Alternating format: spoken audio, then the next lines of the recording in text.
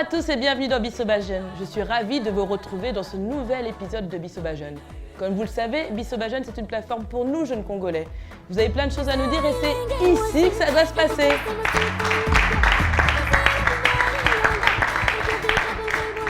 Malgré le fait que des programmes d'information, d'éducation et de communication à la jeunesse congolaise prônent l'abstinence en RDC, il y a aussi depuis quelques temps, depuis plusieurs années, des organismes internationaux et nationaux qui, eux, prônent le préservatif.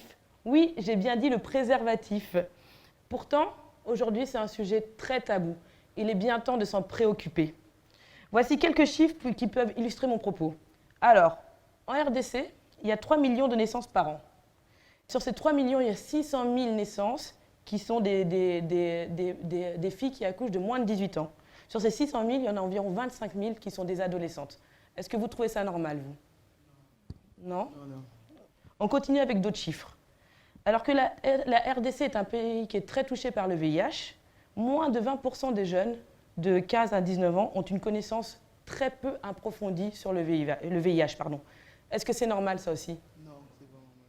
Aujourd'hui, dans Bisoba Jeune, on va parler de l'importance d'une sexualité responsable dans la jeunesse congolaise.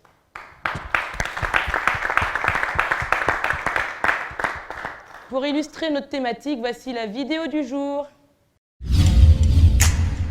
L'Afrique, un continent qui compte près de 1,3 milliard d'habitants avec une jeunesse abondante. Les IST sont des infections sexuellement transmissibles. Elles sont un fléau chez nous. Elles sont susceptibles de toucher toutes les personnes qui sont sexuellement actives. Il en existe plusieurs. Les chlamydia, la syphilis, le gonocoque, le papillomavirus, l'hépatite B et bien sûr le VIH. Les infections n'ont pas de genre. Elles sont hommes ou femmes. Tout le monde est susceptible d'être contaminé. Ces infections peuvent créer beaucoup de tensions dans le couple, d'un point de vue psychologique, des regrets, des amertumes, des cœurs brisés et des séparations.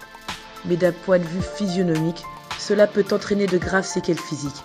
En cas d'affection, il est préférable de suivre un remède et de faire soigner son ou ses partenaires. Le seul moyen de savoir si vous êtes malade est de vous faire dépister. Mais aujourd'hui, ce n'est pas encore entré dans nos manières de vivre. Conséquence, de nombreux porteurs de maladies se retrouvent dans la nature et ils ignorent qu'ils sont en train de contaminer autrui. En RDC, plusieurs coins du pays sont touchés par cette situation. De nombreuses campagnes et descentes sont organisées pour dépister et mettre des moyens de prévention disponibles à la population.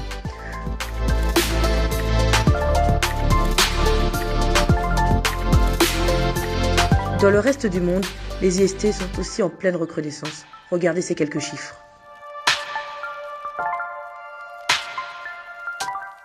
Alors disons stop aux IST. Dans nos universités, dans les écoles, dans nos familles et partout, car ce ne sont pas des histoires. Les IST sont bien réels. Il est temps de vous réveiller. Aujourd'hui, dans Bisoba Jeune, nous recevons DKT. Aujourd'hui, dans Bisoba Jeune, nous recevons DKT, RD Congo, qui est une ONG active en prévention et en santé reproductive et filiale de l'un des plus importants fournisseurs de produits et de services de planification familiale, de prévention du VIH/SIDA et d'avortement médicalisé. DKT a de nombreux ambassadeurs sur terrain et a fait de nombreuses activités pour nous sensibiliser face à une sexualité responsable.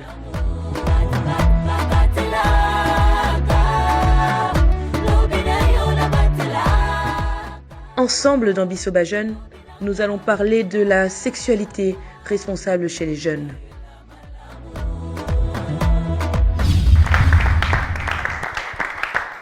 Ils sont venus partager leur expérience, leur avis, leur position avec nous. Voici les invités du jour. Je vais commencer par l'invité principal.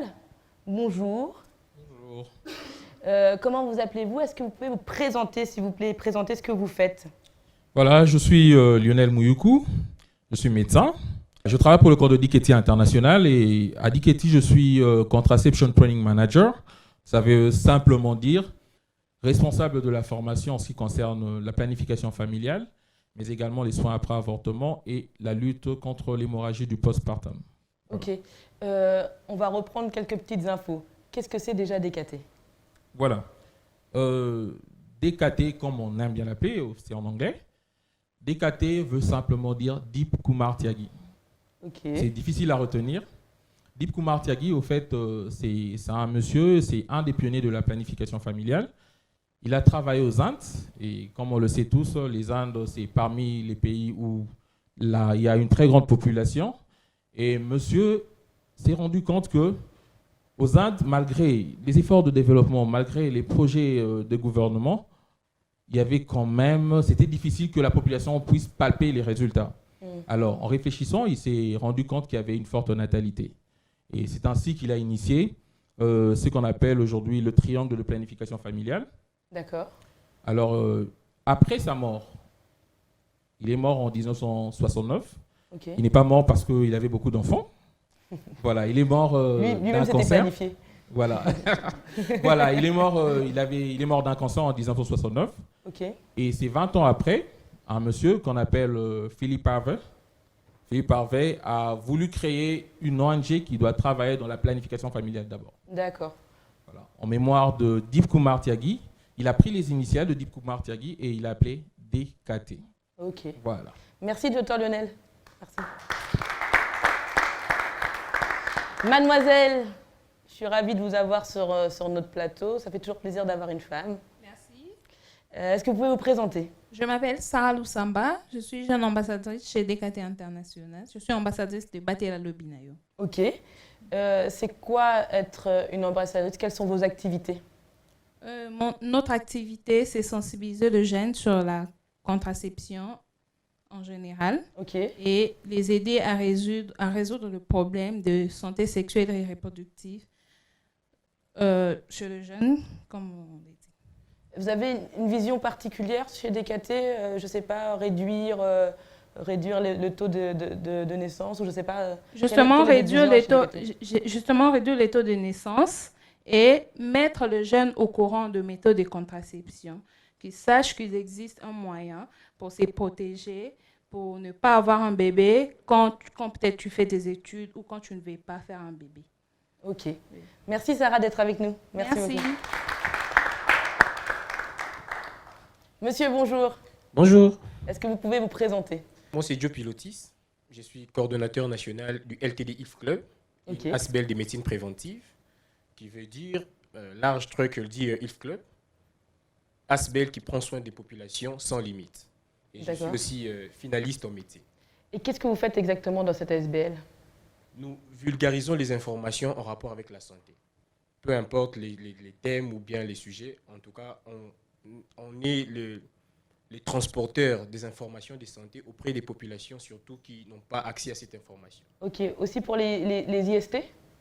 Entre autres, parce que c'est vraiment un sujet très capital. D'ailleurs, c'est ce qui nous réunit en ce jour. C'est ça. C'est marrant de dire ça comme ça. Merci d'être avec nous. On va passer à la jeune fille. On va être un peu galant sur ce canapé-là. Bonjour Noëlla, tu es une habituée ici, oui, mais je pense que ça fait longtemps que tu n'es pas venue. Exactement, toi, tu viens que pour parler de plein d'histoires. Tu viens que pour parler de toi en général, mais genre, tu viens surtout pour parler des maladies en général. Et merci d'être encore avec nous. C'est un plaisir. Est-ce que tu peux te présenter? Alors, moi, c'est Noëlla Chioyo, chargée de communication du LTD East Club, et je suis en dernière année en communication des organisations des entreprises. D'accord. Ok, bon, on a déjà présenté la SBL, donc on va aller vite. Et tu vas passer le micro à notre invité ici, à côté. Bonjour jeune homme, est-ce que vous pouvez vous présenter s'il vous plaît? Bonjour, moi c'est Pierre Lusanganivata. Je suis animateur culturel de formation à l'Institut national des arts. Je suis jeune ambassadeur de DKT. Ok, la même question qu'à ta collègue, qu'est-ce qu'un ambassadeur DKT pardon? Un ambassadeur de DKT, c'est un jeune homme formé qui aide ses pairs, les jeunes comme lui, dans les domaines de santé sexuelle et reproductive, afin qu'ils adoptent un comportement sexuel responsable. D'accord. Comment tu t'es mis à travailler là-bas? Ouais, bon, tout est passé par un test. Hein. Mais il fallait déjà une envie personnelle, je pense, non, de vouloir faire de la prévention, C'était une envie personnelle? Vouloir faire de la prévention. Ouais, pour la jeunesse. Pas vraiment, mais quand j'ai été sollicité, et c'est par là que j'ai pris maintenant l'envie de travailler. C'est important, ça veut dire que ton boulot t'a permis de découvrir des choses que tu ne connaissais pas et aujourd'hui tu le transfères. Exactement. Aujourd'hui, moi, je suis, je dirais, très à l'aise et je mets ça vraiment dans ma peau. Parce que ça m'aide moi-même et puis ça me permet aussi d'aider les autres. Est-ce que tu aimes travailler chez DKT? Oui, pourquoi pas. J'aime travailler parce que j'ai appris beaucoup de choses que j'ignorais. Et aujourd'hui, ça me permet d'aider aussi les amis, mes proches, mes frères et presque tout le monde. C'est vraiment un messager. Ouais. Bravo Pierre, merci d'être avec nous. Merci. On termine par Bob qui va nous donner qui va se présenter s'il le souhaite et qui va nous donner son avis sur le sujet d'aujourd'hui. Alors, aujourd'hui, on va parler d'un sujet formidable, comme tu l'as annoncé, Sandrine. Je suis personnellement très touché encore parce que les réponses de nos téléspectateurs sur Facebook étaient super, parce qu'on sent que c'est un sujet, à chaque fois qu'on le lance, ils sont très réceptifs et ça nous montre que petit à petit, la jeunesse prend conscience et ils étaient très contents que nous soyons encore un canal d'information pour eux aujourd'hui et nous avons hâte de partager ces moments. Il y a beaucoup d'intérêt pour ce sujet, alors que ça reste encore très tabou. Exactement. Ok, on va passer au débat du jour.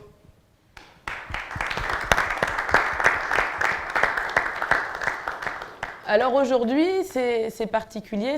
On a profité d'un événement qui est la Journée internationale de la jeunesse pour pouvoir utiliser cette thématique.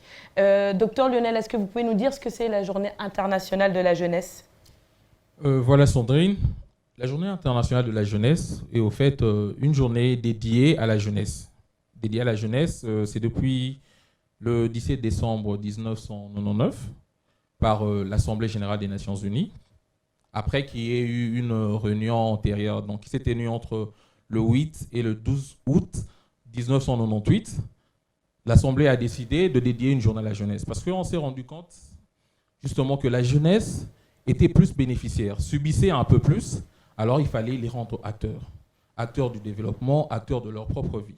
C'est au fait dans cette optique que l'on a dédié cette journée à la jeunesse. Voilà. D'accord. Aujourd'hui, cette année, le thème mondial de la jeunesse, c'est transformer l'éducation et DKT s'est approprié ce thème. Et il a changé en disant l'importance d'une sexualité responsable en milieu des jeunes. Sarah, est-ce que tu peux nous expliquer quel est l'apport de DKT dans la réalisation de objectifs? Déjà, DKT a mis les jeunes sur le terrain, les jeunes qui doivent travailler pour aider les autres jeunes qui ne connaissent pas la contraception. Il y a des jeunes dans les universités, il y a des jeunes dans la communauté, presque partout, dans la ville de Kinshasa et ailleurs, presque dans toute la RDC. Et ces jeunes-là sont formés pour aider les autres jeunes qui ne connaissent rien de la contraception, qui ne connaissent rien de comment ils peuvent faire pour se protéger contre une grossesse ou comment se prévenir pour protéger peut-être l'avenir en étudiant. C'est déjà ça, juste en voyant le jeune que DKT a mis sur terrain. Nous voyons déjà que DKT a pensé à ça bien avant même que le prenne pour aujourd'hui dans cette journée. Ok, docteur Lionel. Voilà.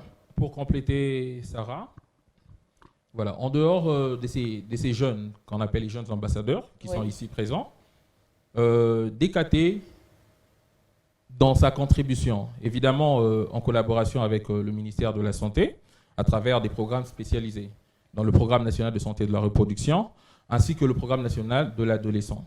DKT contribue à former les prestataires, parce qu'il faut commencer par former les prestataires qui vont travailler dans ces cliniques, qui pourront prendre en charge.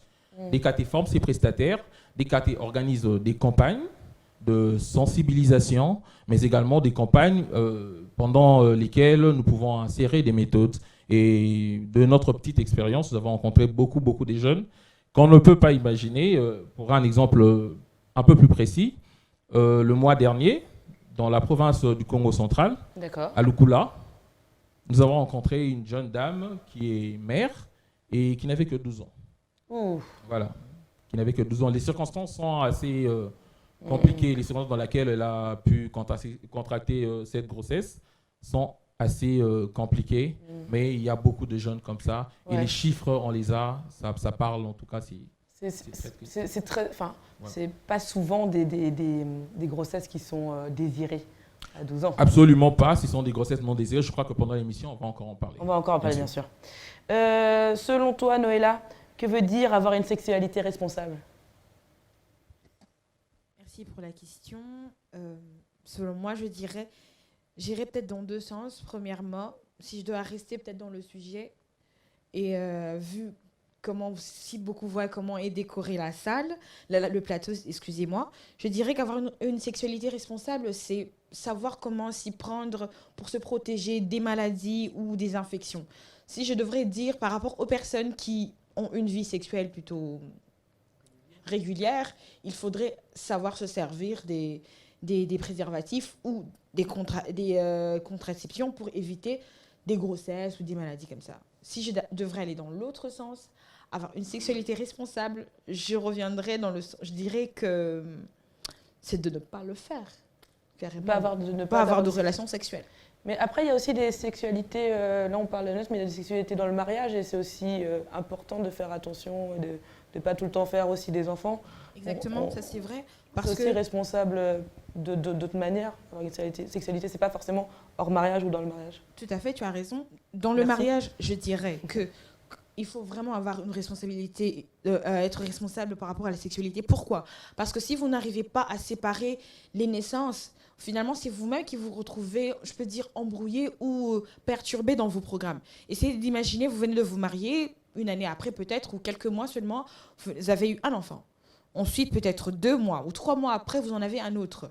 Et j'ai vu beaucoup de couples comme ça. Au bout d'un moment, vous avez 3-4 gosses, ils ont un écart d'âge de 3 mois, 6. 3 mois, c'est vraiment bizarre quand même. Mais bon. Parce que c'est vrai, ce n'est pas faux, c'est vrai. Parce que je ne suis pas en train de parler de quelque chose que j'ai à la volée comme ça. C'est quelque chose qui existe, que j'ai vu. Donc, imaginez, vous avez peut-être plusieurs enfants dans un temps si court. C'est vous-même qui perdez parce que vous n'avez pas assez de possibilités pour en prendre en soi. Surtout, désolé de le dire comme ça, en RDC, combien de couples sont assez capables de prendre soin de 5 ou 6 gosses?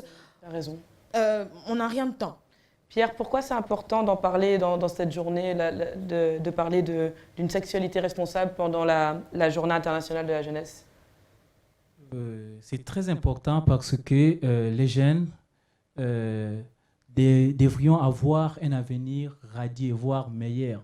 C'est pourquoi nous devons insister, nous devons parler, nous devons en fait leur apprendre ou soit leur aider vraiment à maîtriser ce que c'est la santé sexuelle et responsable. Pourquoi? Parce que si aujourd'hui un jeune ne sait pas peut-être se protéger, il va comme ça, par-ci par-là, il fait des choses bizarres, ça risque même de perturber, voire ses études, voire même sa vie future.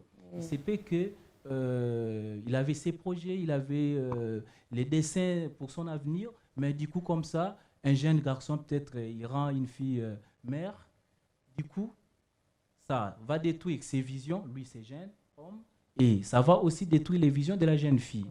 Et s'il faut y aller peut-être trop loin, ça pourrait encore, si peut-être la jeune fille ne sait pas se maîtriser, elle peut se dire, bon ça va, j'ai attrapé une grossesse, bon dans ce cas, il faudra que peut-être je fasse un avortement. Ça pourrait encore compliquer davantage sa vie. Elle peut risquer peut-être de devenir stérile plus tard pour la vie. Et ici on dira, dans le futur, elle peut se trouver un bon mari. Dans les mariages, on pourra dire que non, mais la Milanguio, voilà. Or que c'était sa vie antérieure, des choses qu'elle faisait quand elle était encore, disons, trop fille, trop jeune. Ok. Je vais demander aussi à Jopi, c'est important qu'on sache un peu la vision de tout le monde. Qu'est-ce que c'est avoir une sexualité responsable pour toi? Avoir une sexualité responsable, c'est savoir qui l'on est. Qui on est d'abord dans la société. Quel est le rôle que l'on a joué dans la société que Dieu nous a donné. Alors, sexualité responsable ne veut pas directement dire, je vais peut-être contredire certains des co-débatteurs, ne veut pas directement dire utiliser des préservatifs. Sexualité responsable veut aussi dire être capable de savoir gérer ses pulsions d'abord. Ce n'est pas tout le monde qui est directement appelé à utiliser des préservatifs. Nombreux, ou soit la plupart, est appelé d'abord à s'abstenir. Tu penses que le fait qu'il y ait un préservatif, ça te donne plus de pulsions, plus facilement ? je ne vois pas les choses dans cet angle-là. Parce que même avec le préservatif, il y a certains germes qui se contractent juste par le contact de la peau. Vous pouvez utiliser les préservatifs. Je vais peut-être citer des germes tels que les chlamydia. Docteur est là, il sait de quoi je parle. Il y a des chlamydia qui se transmettent par le contact de la peau. Vous avez utilisé votre préservatif, mais vous avez contracté ces germes qui est aussi pas si gentil que ça. Vous voyez? Donc, quand on parle de sexualité responsable, c'est d'abord savoir qui on est personnellement et ce que l'on veut pour notre avenir. Et si on parle justement, on parlait de chlamydia, et si on fait plutôt de la prévention, je me fais l'avocat du diable, hein, on fait plutôt de la prévention et on dit voilà, tu as une sexualité aujourd'hui, bah, il faut mieux que tu te fasses contrôler plus souvent pour voir si tu as des chlamydia, si tu as des maladies, des infections, plutôt que se dire, bah, parce qu'il ne faut pas de tabou, il ne faut pas se voiler la face. Enfin, on va en parler un peu plus tard, mais on parle de faits qui sont là. C'est-à-dire que dans chaque famille, on a une fille mère, voire plus. Et donc, on peut continuer à dire qu'il faut prôner l'abstinence. Moi, je ne suis pas contre, hein, mais ce n'est pas ce qui se passe réellement, en fait. Donc, une fois qu'on a dépassé ça dans ce qui se passe réellement et qu'on va sur Terre et qu'on se rend compte que voilà, il y a quand même des gens qui couchent, et ben, on doit trouver des solutions. Voilà. Et les solutions, c'est donc de la prévention et de dire aux gens, OK, maintenant qu'on sait que tu as des rapports sexuels, bah, comment on peut aller plus loin? Sarah, pardon, je te laisse réagir. Voilà. Alors, je vais peut-être en parler. Il y a 3 types de prévention. On a la prévention primaire, la prévention secondaire et tertiaire. À quoi elles correspondent? Voilà, j'en viens. La prévention primaire consiste à quoi? Avant que la personne ne se lance. Là, par exemple, là, je parle de jeunes qui deviennent pubères, tout ça. Il faut déjà qu'à partir de la famille, que les parents soient en mesure, avant que la jeune fille ou bien le jeune garçon ne soit en ébullition, par rapport à sa poussée hormonale, il faut que la mère ou bien les parents sachent déjà parler à l'enfant de ce qui lui attend dans l'avenir. La communication. Voilà. Là, c'est déjà primaire. Et secondaire, ça veut dire quoi? Si c'est une personne qui est déjà dans ses activités, il s'est déjà lancé, c'est en ce moment-là qu'on va commencer à dire à la personne, bon voilà, puisque tu veux le faire, voilà les méthodes que tu peux utiliser. Mais la prévention tertiaire, ça veut dire que les complications, les histoires sont déjà là. Et il faut maintenant chercher comment réduire un peu l'incidence, réduire un peu pour qu'il n'y ait pas assez de complications. Là, on va dans autre chose. Or, moi, je pense que, avant de donner la parole à Bob, je pense que à notre niveau, si on doit interpeller ces jeunes qui nous suivent en ce moment, il faudra prôner d'abord l'abstinence, jusqu'à ce que l'on soit responsable et afin que l'on comprenne ce que veut dire avoir une sexualité. On va devoir redéfinir ce qui est responsable tous ensemble, je crois. Bob, réponds, parce qu'on va faire avancer un peu le débat. Ok, alors moi j'irai direct. Bon, excuse-moi, mais je vais te contredire directement parce que là, on parle d'une réalité. On ne parle pas des histoires. Ces temps où il faut que les parents parlent là, c'est dépassé.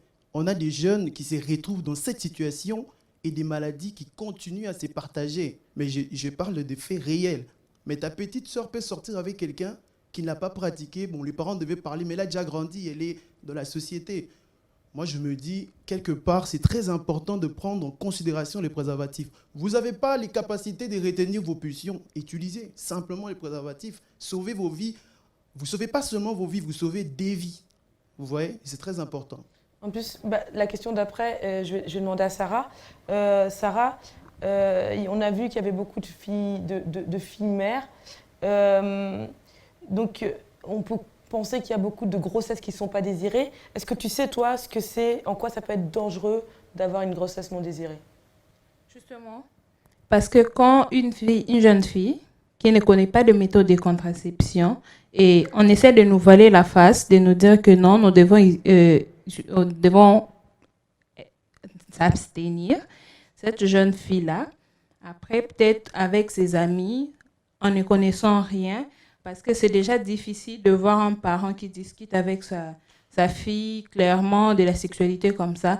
Nous savons tous que c'est un tabou. Moi, personnellement, on m'en a pas parlé chez nous à la maison. À l'école, on a parlé, mais c'était super. Non, je n'accuse pas, j'ai eu de très bons parents. Non, c'est pas dans la culture. J'ai eu de très bons parents, mais ma mère n'a pas pu. Peut-être qu'elle avait honte de moi et tout. Mais j'ai eu de très bons parents. Mais ils ne m'ont pas parlé de ça. Et quand j'ai appris, peut-être chez les copines et tout, vous savez ce qui vient après. Et quand une jeune fille comme ça tombe enceinte, il y a des risques. Parce qu'après, les parents vont se fâcher. Il y a des parents qui vont qui vont interdire la fille à aller à l'école, elle peut arrêter ses études, elle peut chercher à avorter de manière clandestine, ça peut lui amener la mort, ça peut amener de complications, elle peut avoir des tétanos, tout ça, ce sont des risques qu'une jeune fille court quand elle n'est pas en contact avec la connaissance de la contraception. C'est vrai, il faut peut-être s'abstenir, comme il vient de le dire, mais c'est difficile, parce que ce n'est pas tous les jeunes qui seront capables de les faire. Et vous savez, tu peux aussi ne pas vouloir, et puis ça arrive. Hein? Nous savons, nous vivons tous dans ce monde, nous savons comment ça arrive. Oui, comment ça arrive. Docteur Lionel, dites-moi, qu'est-ce qui est dangereux de manière médicale, en termes médicaux, pour une grossesse voulue? J'aimerais bien parler de ce qui est médical, mais je crois que je reste jeune quand même, non? Bissoba jeune. Ouais. Je reste jeune. Il n'y a pas de problème, parlez de ce que vous voulez. Je vais essayer de ramasser un peu ce que les amis ont dit. Ouais. Donc moi je crois que c'est important qu'on parle de l'abstinence, oui, mais c'est aussi très important de parler du préservatif. Tout à l'heure, je vous ai parlé de la jeune fille de 12 ans, n'est-ce pas? La jeune fille de 12 ans. Mais il n'y a pas que, c'était pas une seule fille.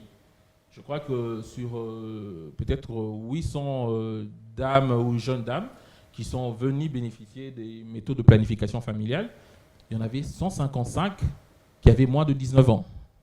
Ce sont des personnes sexuellement actives. Et ces personnes, l'information ne les arrive pas forcément. Ici, on est en milieu urbain, en milieu rural, c'est pas comme ça. Ils n'ont pas les mêmes occupations que nous, ils n'ont pas la télé pour avoir toutes les informations. En parlant de ça, DKT, par exemple, a mis en place une ligne téléphonique, le 47 55 55, où on peut avoir des informations sur, n'est-ce pas? Mais quand vous allez dans l'arrière-pays, c'est très compliqué. Voilà. En ce qui est médical, il faut savoir que la jeune femme qui a une grossesse non désirée, la conséquence juste à côté, c'est quoi? C'est d'abord l'avortement, avec nos jeunes. Elle ne demande pas l'avis de qui que ce soit, elle va voir sa copine, voilà, je suis enceinte et tout. Le premier conseil, c'est avorter. Avorter parce qu'il y a... elle va arrêter ses études, parce qu'elle pense que le copain n'est pas responsable, ou parce qu'elle habite en famille chez l'oncle, chez la tante, on va la chasser. Mais à côté de ça, il y a aussi l'immaturité des organes génitaux. Cette jeune dame de 7-17 ans, ses organes sont encore en pleine croissance. Voilà. Elle n'a pas un bassin qui doit recevoir ça. La conséquence, c'est quoi? On a des césariennes, on a certaines pathologies aujourd'hui, la prééclampsie chez les jeunes, n'est-ce pas? Et l'avortement, dans la plupart des cas, c'est un avortement clandestin, passé dans des très mauvaises conditions, et avec peut-être une curette. Il y a un monsieur qui ne maîtrise rien, qui va aller curer là-bas, et en sortant, ce sont les intestins. La conséquence, c'est quoi? Des hémorragies qui peuvent entraîner un choc, et la jeune femme va décéder. Je crois qu'on a quand même beaucoup de tristes histoires comme ça. En dehors de ça, il y a des infections, mais également ces infections qui peuvent être à la base de la stérilité de la jeune femme. Donc je crois qu'il y a quand même beaucoup de conséquences médicales en ce qui concerne... Est-ce qu'on vous pouvez nous citer les IST qui sont les plus répandus ici en RDC et surtout chez les jeunes? Bon, voilà. Les IST, il faut savoir d'abord que nous avons des IST qui sont purement bactériennes, nous avons des IST qui sont parasitaires, mais également virales. Alors, parmi les bactériennes, là, on peut retrouver, comme mon ami venait de le dire tout à l'heure, on a le chlamydia, on a des IST comme la syphilis, on a la gonococcie, n'est-ce pas? Mais à côté de ça, nous avons aussi des parasitaires comme des infections à trichomonas, mais également des virales. Parce qu'on parle souvent du sida, surtout en ce qui concerne les virales, on parle du VIH, souvent, c'est ça le langage de tous les jours. Mais à côté du VIH, nous avons l'hépatite, n'est-ce pas? L'hépatite B, par exemple. Nous avons ce qu'on appelle le human papillomavirus, donc le virus, je ne sais pas dire ça en français, excusez-moi. C'est papillarus. Le human papillomavirus, ça va. Le HPV. Nous avons également le VIH, n'est-ce pas? L'herpès aussi simplex. Et le comble, c'est quoi? Aujourd'hui, on parle de cancer du col. Le plus incriminé, c'est le human papillomavirus, le HPV, qu'on peut contracter par voie sexuelle. D'accord. À côté de ça, nous avons l'hépatite. L'hépatite évolue vraiment à bas bruit. Il n'y a pas de symptômes. Et 15-20 ans après avoir contracté l'hépatite, vous développez une cirrhose parce que l'architecture du foie n'est plus le même. Donc, je crois que c'est quand même les IST les plus rencontrés chez les jeunes. Oui. Comment on peut savoir qu'on a contracté une IST si on ne se fait pas dépister? Voilà. Dans la plupart des cas, les IST sont asymptomatiques, généralement. Mais quand les symptômes commencent, nous pouvons avoir des difficultés pendant qu'on urine. On peut avoir des démangeaisons, des écoulements anormaux. Une jeune femme qui a beaucoup de pertes vaginales, qui peuvent être blanches, des pertes très malodorantes. Également, on peut avoir ce qu'on appelle la crête de coq. Il y a une pathologie sexuelle qu'on appelle le condylome. On peut avoir la crête des coqs, c'est aussi contracté par voie sexuelle. Voilà. Juste vraiment concrètement, je vous le repose parce que on arrive bientôt à la fin de ce débat et que on reste dans l'objectif de Bissobajan, c'est grand public. Qu'est-ce qu'on peut conseiller pour des gens qui ont des rapports sexuels? Du coup, ils en ont, il n'y a pas de symptômes, où on peut se faire dépister. Bon, avant de pouvoir donner la parole aux amis, parce qu'ils doivent parler aussi, j'aime bien quand les jeunes s'expriment. Voilà, il faut commencer, comme on l'a dit, par la prévention. La prévention primaire, comme mon ami étudiant, bon, je ne sais pas, hein, il est entre étudiant et médecin, mais moi je l'appelle médecin, parce que quand on a c'est un docteur. Voilà, docteur. Voilà, comme il a dit, il faut commencer par des conseils, comme les amis le font. On a formé des pères éducateurs qui vont vers la jeunesse pour conseiller, parler de la prévention. Qu'est-ce qu'il faut faire? Est-ce qu'il faut s'abstenir? Si on ne peut pas s'abstenir, comment utiliser le préservatif? Mais en dehors de ça, quand on a la symptomatologie, il faut se faire dépister, mais également se faire soigner. Et j'aimerais mettre un accent en ce qui concerne le traitement. Quand vous avez une IST, quand vous avez chopé une IST, il faut pouvoir non seulement vous soigner votre partenaire sexuel. Si vous en avez 2, vous soignez les 2. Si vous en avez 4, en tout cas, il faut chercher les 4. Voilà. Ok. Ça va être une des dernières questions sur laquelle on va tous réagir. Est-ce que les universités, les écoles, les familles, les églises instruisent-elles la jeunesse en termes de prévention sexuelle? Bob?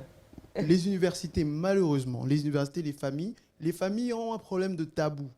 Papa a honte de dire certaines choses à l'enfant. Malheureusement, c'est cette façon de ne pas dire crée des répercussions néfastes demain. Et aux universités, on n'a pas ces sensibilisations-là, voire de journées, par exemple, le samedi, où on sensibilise la jeunesse, parce que les universités, c'est des endroits où on retrouve vraiment des maladies. Il y a beaucoup d'étudiants malades, mais ça, on ne le sait pas. Malheureusement, ce n'est pas le cas et en dessous, ça cause beaucoup de problèmes.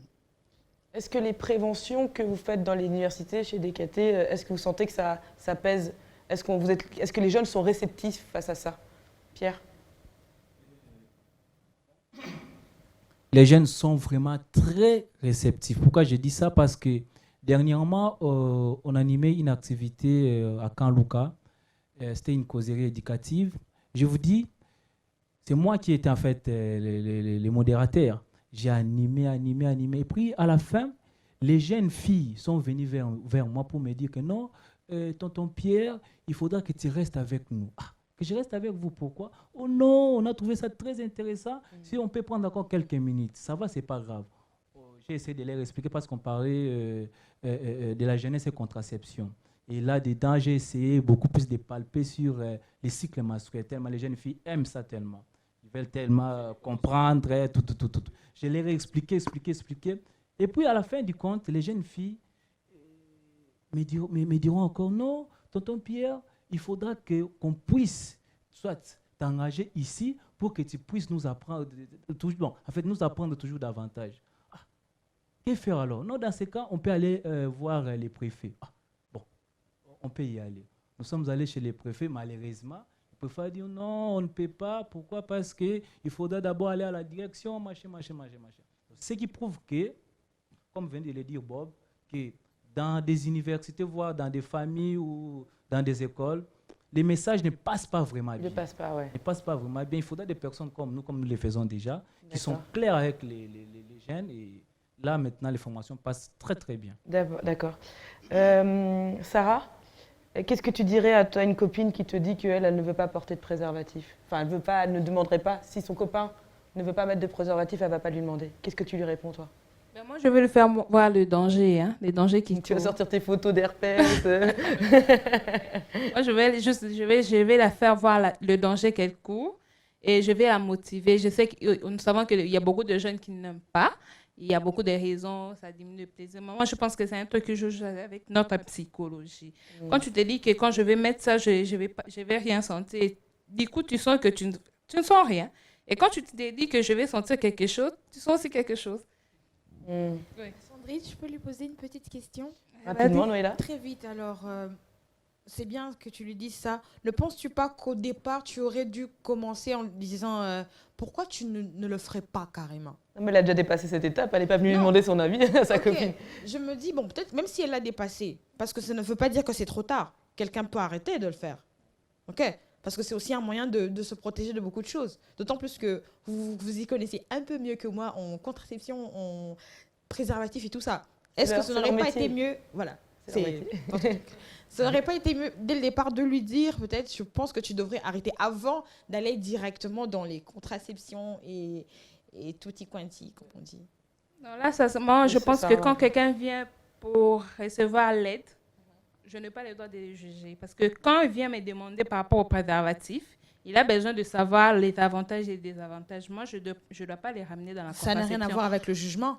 Non, parce qu'elle Un va, peu, se, Noéla, elle va quand se même, sentir, elle va se sentir jugée d'une part parce qu'elle va dire non, peut-être qu'elle elle ne fait pas le rapport sexuel. C'est pour ça qu'elle me demande aussi de ne pas faire les rapports sexuels. Nous savons tous qu'il y a un adage qui dit mais déjà qu'il c'est comme il venait de le dire. Donc je ne peux pas lui dire de ne pas le faire parce qu'il le fait déjà. Je dois le faire voir les avantages et les désavantages de ce qu'elle fait et comment elle peut se protéger. Mais un détail où juste tu dis... Attends, excuse-moi, un détail où je ne refuse pas, je suis d'accord avec toi, tu as raison. Calme-toi. On est tous zen ici. Mais juste, bon, personnellement, c'est mon avis, tu n'es pas obligé d'adhérer ou quoi que ce soit. Je me dis juste, tu lui dis, ok, je te présente les avantages et les désavantages. Mais bon, si aussi tu pouvais ne pas le faire, ce serait aussi bien parce que ça te C'est comme protégerait. ça, Noéla. C'est en fait ça que Noéla, je là, dis. tu as complètement tort et je t'arrête tout de suite. Ok. C'est comme ça que, en fait, il y a toutes ces maladies qui arrivent. Parce que du coup, une fois que tu te bloques à une situation, genre, si elle lui dit, ok, le mieux c'est de t'abstenir, elle ne lui propose pas ce qu'il y a d'autres choses, donc tu ne sais pas et tu pars vers l'inconnu. J'ai pas dit ça. Non, c'est ce que tu as dit. Non, je n'ai pas dit ça. On va refilmer en arrière, là. C'est ce que tu as dit. Je n'ai pas dit ça, je dis. Noéla, lui tu donnes sais, ton avis. si Attends, s'il te je plaît, lui dis finis. ça, Je tu finis, sais, si s'il je te lui plaît. dis ça, prochainement, elle ne reviendra pas vers moi. Écoute ce que je dis, je Et n'ai pas dit que tu as elle aura tort. de problèmes peut-être après. Elle ne reviendra pas parce Justement. qu'elle aura honte et dira non, elle là-bas, elle m'interdit. Je ne t'ai pas dit de ne pas lui dire nuance. Je t'ai dit de lui dire, de lui faire part de ton avis des avantages et des désavantages. Mais je dis juste, ce n'est pas mauvais de lui faire voir aussi qu'elle peut ne pas le faire. Une façon de dire, je n'ai pas dit clairement, genre, je te bloque, ne le fais pas. Mais c'est une façon de donner un conseil. Je ne sais pas si tu vois ce que je Docteur veux dire. Lionel, on a compris ton avis. En matière de choix, la personne est libre. Ça va? Ça, il faut le savoir. Alors, qu'est-ce que notre jeune ambassadrice va faire? Elle va présenter, au fait, les options. N'est-ce pas? Tout en présentant les conséquences de chaque option. Donc, ça veut dire que parce que vous savez, aujourd'hui, une femme, quand elle est enceinte, si elle ne veut pas de cette grossesse-là, elle veut l'arrêter, elle va l'arrêter. Vous pouvez parler et puis après, elle va le faire. Donc, l'idéal, c'est quoi? Présenter des options. C'est ce qu'elle fait, je crois que c'est ce qu'elle a dit. Elle présente des options et la fille a le choix par rapport aux conséquences. N'est-ce pas? Donc, parler, on ne peut pas diriger le choix d'une personne. Non, je ne pense pas. Voilà. Docteur Lionel, on va clôturer ce débat qui est tout à fait passionnant. Et j'aime que Noéla soit toujours passionnée comme ça. Et c'est ça aussi, c'est beaucoup de jeunesse et on n'est pas tous du même avis, mais c'est important d'être tous dedans. Qu'est-ce que vous pouvez dire pour conclure ce débat? Voilà, pour conclure, je crois que le sujet ici, il s'agissait de la jeunesse et très principalement en ce qui concerne les maladies sexuellement transmissibles ou les infections sexuellement transmissibles qu'on a appelées les IST. Voilà, ce que j'aimerais dire aux jeunes, les IST sont contractés par voie sexuelle. Ce sont des maladies contractées par voie sexuelle. Ça peut être un cunnilingus, ça peut être une fellation, ça peut être une sodomie. Mais quand on a une IST, il faut pouvoir consulter un médecin, aller dans une structure, dans un hôpital, dans une clinique, et là, vous pourrez être soigné. Mais en dehors de ça, il y a moyen de prévenir les IST. Comment prévenir les IST?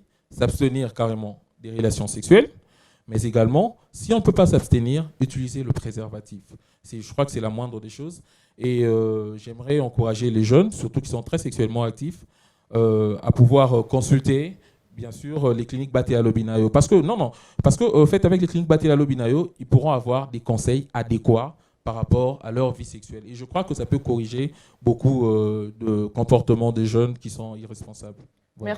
Merci Dr Lérien, merci à tout le monde, merci à DKT d'être venu. On arrive à la fin de ce débat. Je dirais juste pour conclure que, attention, vous pouvez choisir, faire le choix que vous voulez, vous abstenir, mais vous ne pouvez pas jouer avec votre vie. Donc protégez-vous et surtout beaucoup de prévention. N'hésitez pas à rejoindre les acteurs de DKT pour tout ça. Alors nous allons passer à la chronique de Bob. Bonjour à tous et bienvenue dans la chronique de Bob. Comme vous le savez, après chaque émission Bissoba Jeune, nous nous retrouvons pour approfondir les sujets du jour en s'appuyant aux Écritures. Aujourd'hui, nous allons parler de IST, les infections sexuellement transmissibles, comme le VIH, la syphilis, le chlamydia, mais aussi beaucoup d'autres infections dont nous ne connaissons pas forcément les symptômes, mais qui ont de répercussions néfastes sur notre santé. Malheureusement, les jeunes sont de plus en plus atteints par ces infections. Chers frères et sœurs, prenez l'habitude de vous examiner, sinon vous continuerez à diffuser cette maladie que vous avez peut-être en vous chez les autres.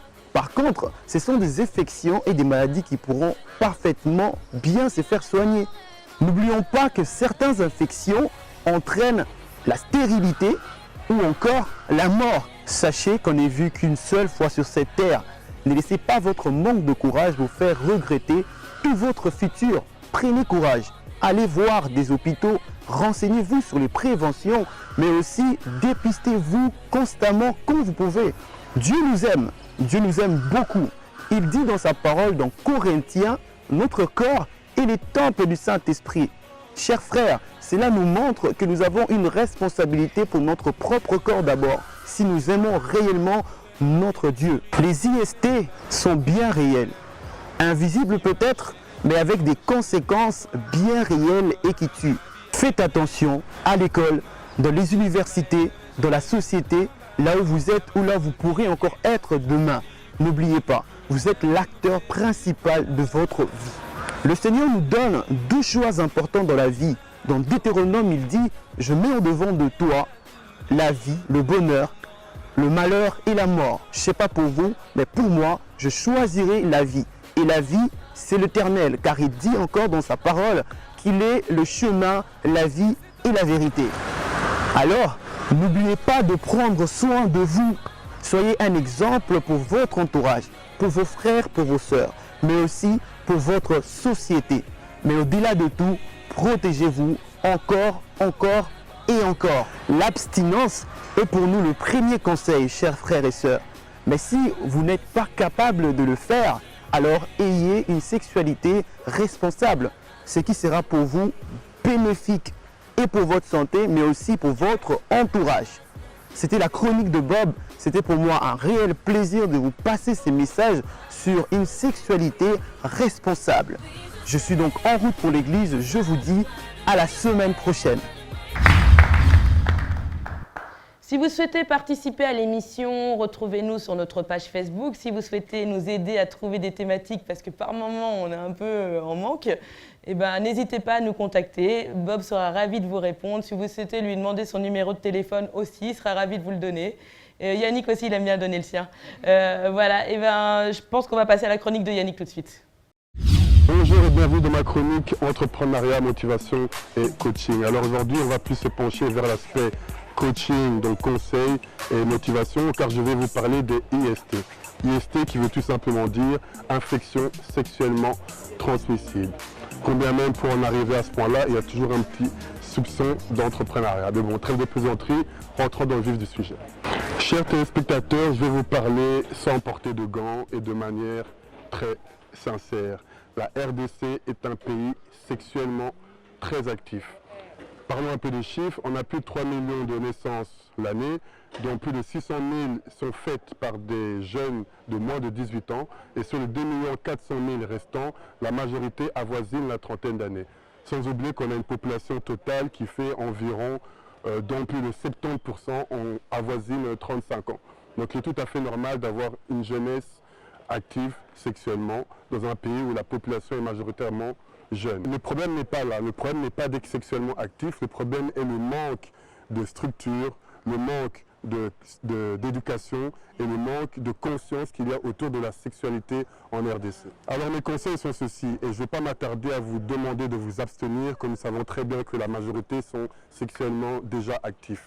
Donc parlons peu, parlons bien, et sans langue de bois, s'il vous plaît. Les gars, le meilleur moyen d'éviter les soucis, c'est de porter le préservatif. Et là, je m'adresse aux personnes non mariées et aux mariés infidèles. Premièrement, ça va vous empêcher d'avoir des infections, combien nombreuses elles sont, et ça va aussi vous empêcher d'avoir des charges qui ne sont pas prévues.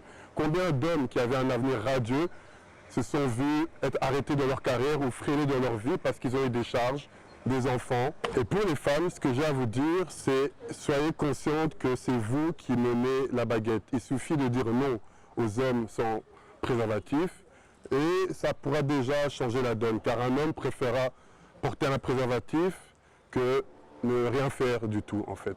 Et s'il vous plaît, si vous êtes sexuellement active, ayez le civisme et la culture de prendre la pilule.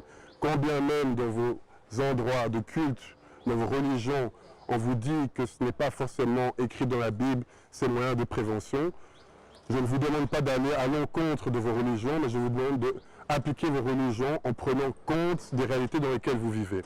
Vous savez, la sexualité avant le mariage est un péché, mais si vous le faites de manière intentionnelle, sans prévention, c'est un crime. Voilà, c'était mes derniers mots. Sur ce, je vous donne rendez-vous à la semaine prochaine, même heure, même chaîne. Et n'oubliez pas, sortez protégés, car le Congo, c'est Bissau. Alors là, on est éblouis, on est éblouis. Quelle profondeur, Yannick, quelle profondeur. Nous arrivons donc à la fin de cette émission. Merci à DKT d'être venu nous éclairer. Merci à Jopi et à Noëlla et à Bob, bien sûr. Merci à toute l'équipe de B1 de nous suivre tout le temps, constamment. Et je vous dis donc à la semaine prochaine!